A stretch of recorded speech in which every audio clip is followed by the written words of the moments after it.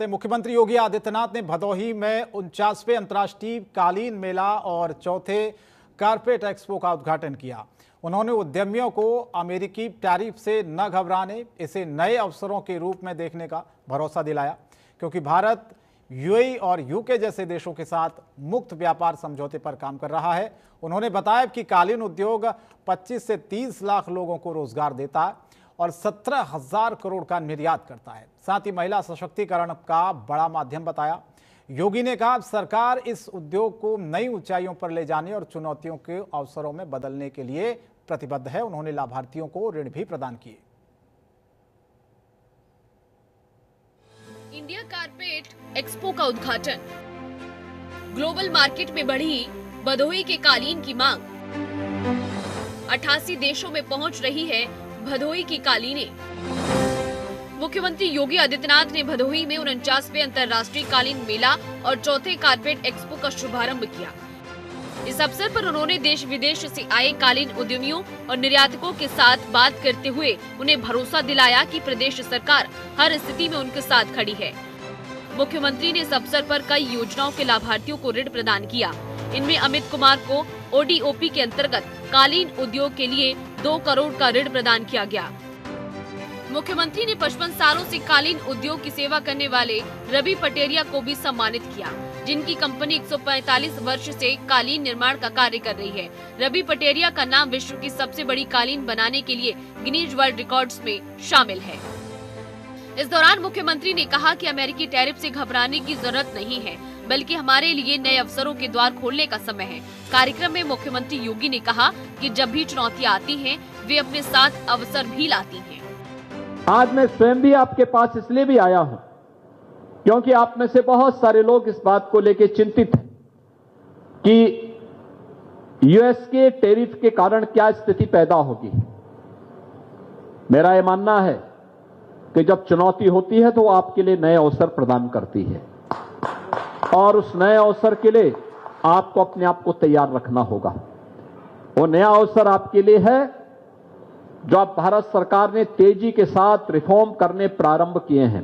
आदरणीय प्रधानमंत्री जी के नेतृत्व में अभी शारदीय नवरात्रि के पहले दिन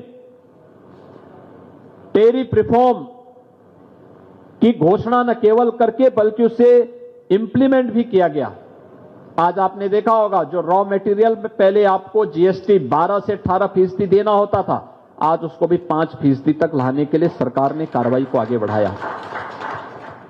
कारपेट पे कोई भी नया जीएसटी, कोई भी नया टैक्स नहीं लगाया गया, बल्कि आप नए रास्ते आपके लिए खोलने की तैयारी है। यूएई के साथ, यूके के साथ जो नया फ्री ट्रेड एग्रीमेंट हुए हैं, ये सभी आपको आगे बढ़ने के लिए अवसर प्रदान कर रहे हैं।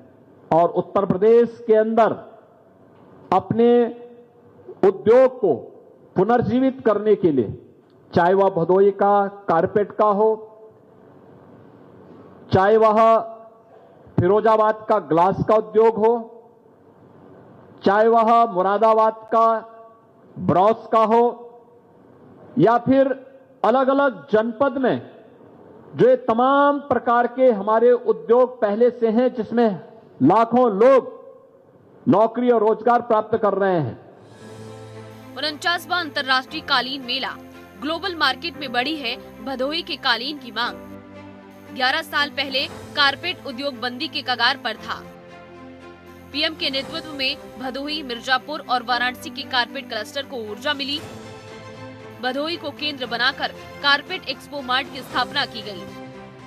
जब पहला एक्सपो हुआ तब विदेशी खरीदारों की संख्या कम थी, लेकिन आज 88 देशों से 300 से 400 फॉरेन बायर्स यहाँ आ रही हैं। ग्लोबल मार्केट में आपके कालीनों की मांग कितनी बढ़ी है। मुख्यमंत्री ने बताया कि कारपेट उद्योग केवल व्यापार नहीं है, ये हमारे कारीगरों और हस्तशिल्पियों की जीवंत परंपरा है। आज ये उद्योग 25 से 30 लाख लोगों को रोजगार देता है और हर साल करीब 17,000 करोड़ रुपए का निर्यात करता है। महिला स्वावलंबन का ये सबसे बड़ा माध्यम बन चुका है। सरकार का प्रयास है कि इस उद्योग को और अधिक महिलाओं से जोड़ा जाए, ताकि वे घर पर रहकर आर्थिक रूप से मजबूत बन सके। मुख्यमंत्री ने कहा कि भदोही को छोटा मत समझिए, ये प्रदेश देश की आर्थिक ताकत का प्रतीक है। मुख्यमंत्री ने कहा कि हमारा लक्ष्य केवल उद्योग को बचाना नहीं, बल्कि ऐसी नई ऊंचाइयों पर पहुंचना है। जब एक देश टैरिफ लगाएगा तो हम 10 नए देशों के लिए अपने रास्ते खोलेंगे। यही आत्मनिर्भर भारत की भावना है। चुनौतियों से घबराना नहीं है, बल्कि उन्हें अवसर में बदलना है। सरकार आपके साथ है, आपका भविष्य उज्जवल है। ब्यूरो रिपोर्ट, जनतंत्र टीवी।